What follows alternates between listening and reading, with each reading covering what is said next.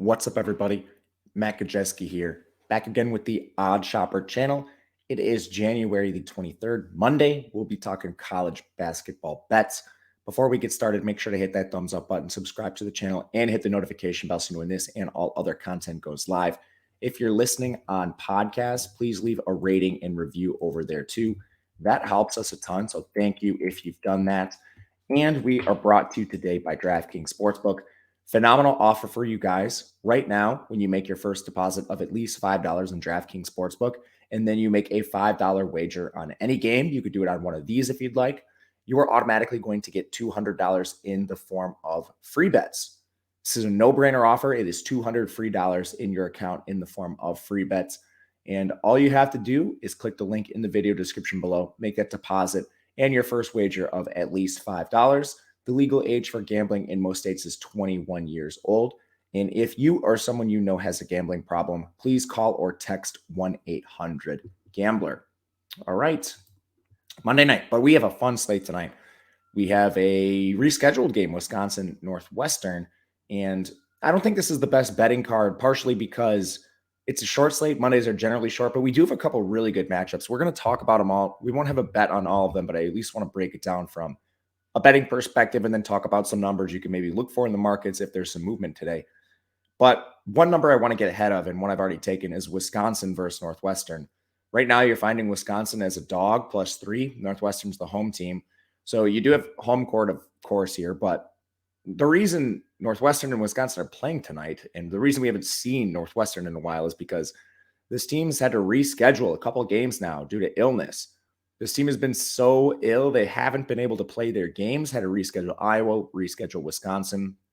And there's going to be some lingering effects. First of all, these guys haven't been practicing. You can't play games, you can't practice. Now, they probably had some ramp-up time here, but there's also a decent chance that players are still out tonight for Northwestern. Just because they are healthy enough to play the game does not mean their entire team is healthy. We haven't had news on this, but all this to say, if a player is out for Northwestern tonight, you're going to see this line move. And I think you're buying Wisconsin at an efficient price right now, but there's a lot of upside that this line could go through zero, even if some key players are out for Northwestern. And then aside from that, you're buying Wisconsin really low right now. You look at some of their metrics, they're 171st in offensive efficiency. That's actually better than Northwestern. And then they're 67th on defense. Northwestern's 8th on defense. All that makes sense. But on the interior specifically for Wisconsin, 296th in two-point efficiency, 297th in rebounding. They haven't been playing with Tyler Wall. Now, he made his return in the most recent game. And prior to that, they'd been on just an unbelievable skid, largely because of him. He's the best player, and he plays on the interior. So a lot of these numbers, I think, are warped by his absence. And Wisconsin would be way better than 297th in rebounding had you had a healthy Tyler Wall for Wisconsin the entire year. Wisconsin actually has the edge in effective height against Northwestern, which is kind of shocking to see. So this is kind of a twofold thing here. Northwestern, I don't know how healthy they are, and I don't think they're very healthy. And then Wisconsin, the healthier team and clearly underrated in one component of the game here. So we'll back the Badgers in this spot. From here, let's talk about some of our premier games. We have Duke taking on Virginia Tech. This is an interesting game overall. Duke is 31st at KenPom. Virginia Tech is 47th. Duke is 41st in terms of strength of schedule. Virginia Tech is 58th. Both teams are getting healthier. Duke just returned Jeremy Roach in their last game, which is huge for them. He's their main ball handler. And Virginia Tech returned Hunter Couture in their second most recent game. He's the team's best shooter, at least among players that actually shoot a lot. Like, he's shooting 40% from three on the year. Justin Mutz is actually shooting 40% from three as well, but Hunter Couture takes substantially more threes than Justin Mutz. So getting him back is really important here. But ultimately, I think Duke is the side I want to look at here at +2.5, even though they're the road team. They're third in effective height. Virginia Tech is 127. They don't have a true big here. You're going to see a lot of Justin Mutz down there. But I think Duke's game plan needs to be playing through that height because this team is awful at shooting. Duke plays solid perimeter defense, but they don't shoot well themselves. And hopefully that defense can be enough to stop Virginia Tech shooting. Virginia Tech is the better shooting team on paper. They're the better team in terms of offensive efficiency, 49th to Duke 66th. But again, they're pretty thin at this position. It's basically you got Hunter Couture shooting threes and Justin Mutz the occasional three. But outside of that, this team does not have strong shooting this year. It was better last year. Duke is 8th in rebounding. Virginia Tech is 123rd. These are all micro advantages for Duke on paper. Now you just need Duke to make some shots because we know they're going to try to play through Filipkowski and their height, but they need to shoot as well. And that's where Duke has had struggles this year. Now, it's also the same thing with Virginia Tech because they're not going to have any sort of ease scoring inside on Duke, so they need Couture and these players to make their threes. Scheduling-wise, you've seen Virginia Tech lose each of their last 7 games. However, all of them were by 10 points or less. So, I mean, you're still buying low on Virginia Tech technically, but Duke is also 4-3 in their last 7 games. And long story short, these two teams are both wildly underachieving this year, especially Duke, considering their recruiting class. Right now, taking Duke as the dog makes the most sense to me. Haven't placed a bet on this because Virginia Tech has taken money. I'm going to wait and see what we can get before tip. And if it gets to 3.5, that's probably where I'll end up playing Duke. But in the Big 12, we also have Kansas taking on Baylor. This is another really awesome game. And this is kind of like the toughest point to evaluate these two teams for me. Earlier this year, and over the last 2 games, really, I've been trying to sell high on Kansas, bet against them in the last 2 games against Kansas State and TCU with some success. And Baylor's a team we've been trying to buy low on here after they didn't have Flagler or Cryer for parts of the year.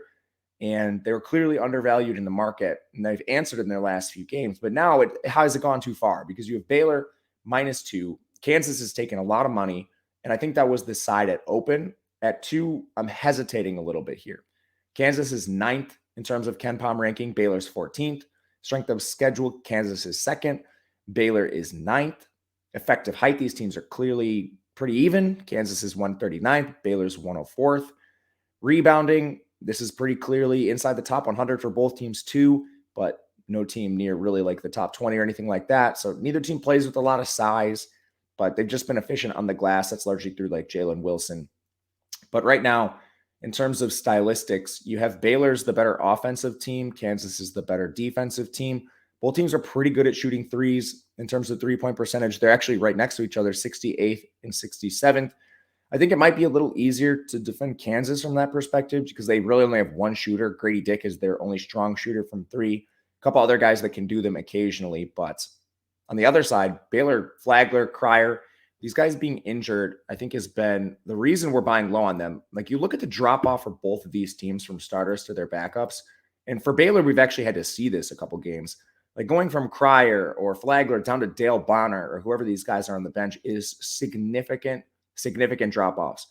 Meanwhile, with Kansas, we haven't really needed to see it, but I also think, you go to Joseph Yusufu or something like this, like that's a big drop-off as well. Like we don't want him playing any minutes if possible. So it's like the starting 5 for both of these teams is awesome. And the backups, I think, have serious questions. The one thing I think Kansas has in terms of advantage-wise could be on the interior. They're clearly the better defensive team.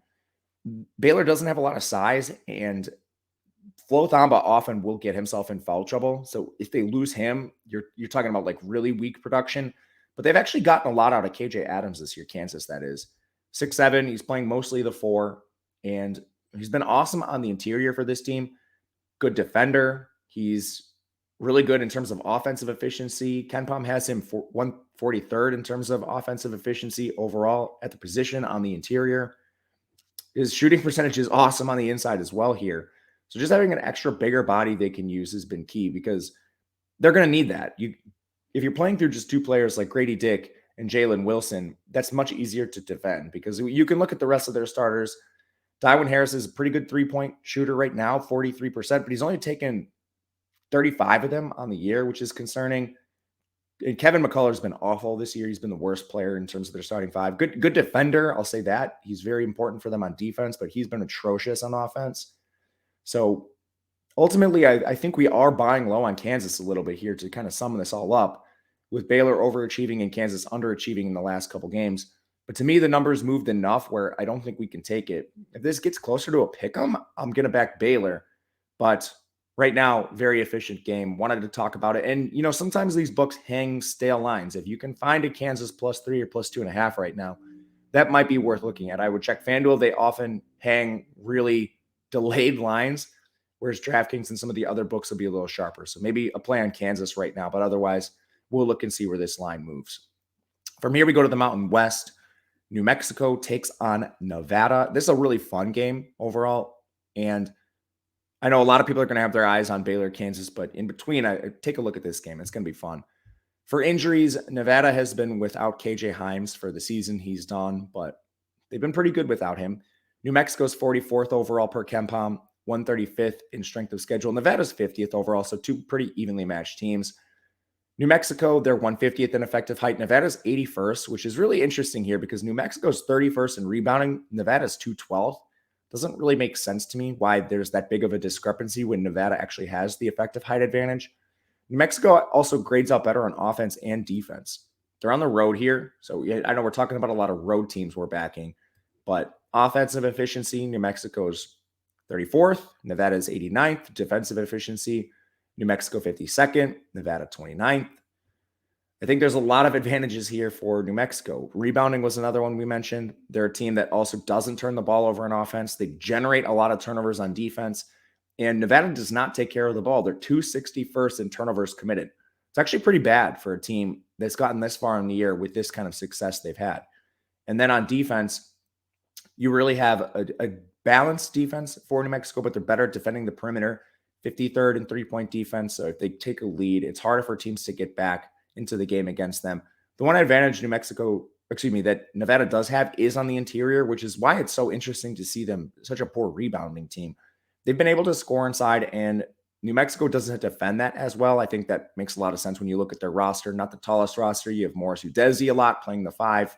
He's not the tallest 5 defender, and he often gets in foul trouble here. But there's enough edges New Mexico's direction. And then strength of schedule. New Mexico's really just played a much easier non-con. You look at what these teams have done within conference play. New Mexico's off 4 straight wins against some good teams here too. Boise State in overtime, San Diego State. They played Oral Roberts weirdly within their last 4 games. Their losses are to UNLV and Fresno State. There's no shame in that. Meanwhile, Nevada's 1-2 in their last 3. They lost to Boise State. They got crushed. And Utah State, they played San Diego in there as well. But they've previously played Air Force and Boise State. Those were some wins. So it's been up and down for them. Ultimately, I think this game should be pretty close to a pick-em with New Mexico, the slightly better team, but Nevada, the home court advantage.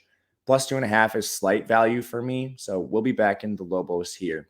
And then last one, just to get a little greasy, I think there's some value in the Horizon League with Oakland playing Detroit. And we backed Oakland against IUPUI with no success. Having that game go to overtime was a disaster. But this comes down to injuries. When we look at Detroit, this team is really, really banged up right now. They're playing without Gerald Liddell. He's their main rebounder. Jaden Stone is out. He's seeking an academic waiver. And Jordan Phillips hasn't played in a while for this team either. So let's look at the skill sets of these players because I think this is really important for this team. Right now, again, we mentioned the main rebounder is going to be Gerald Liddell. He's 6'8". He often plays the 5 for this team. He's not playing. And then you have Jaden Stone. He's shooting 54% from 3. He's 3rd in the country in three-point percentage. He's not going to play in this game, presumably because he's been seeking that academic waiver. And then Jordan Phillips, he's shooting 41% from 3. He's not going to play in this game either. At least he hasn't played multiple games here. I don't think we see him, but I'd be very surprised if he plays. That's a ton of premier players that are not going to play for this Detroit team. Meanwhile, Oakland, they're going to be without Blake Lampin. He's hyperextended his knee in the most recent game, but the rest of their team is fairly intact. And again, this Detroit varsity team wins through their offensive efficiency. They win through their shooters. They're not going to have a ton of these guys. So I'll be looking to just take the value play in Oakland. I think this probably moves from +5. Not going to be a big play, but just one we take a small stand on ourselves. But that'll do it for us with the Odd Shopper channel. Thank you guys for watching. Excuse my voice today. But if you want to leave a comment, let me know what you think. That would be great. Hit the thumbs up button, subscribe to the channel. Thank you to DraftKings. And if you want to follow on Twitter, I'm at Matt_Gajeski. We'll be back again through the rest of the week talking all college basketball. Until next time, good luck, everyone. We'll see you then.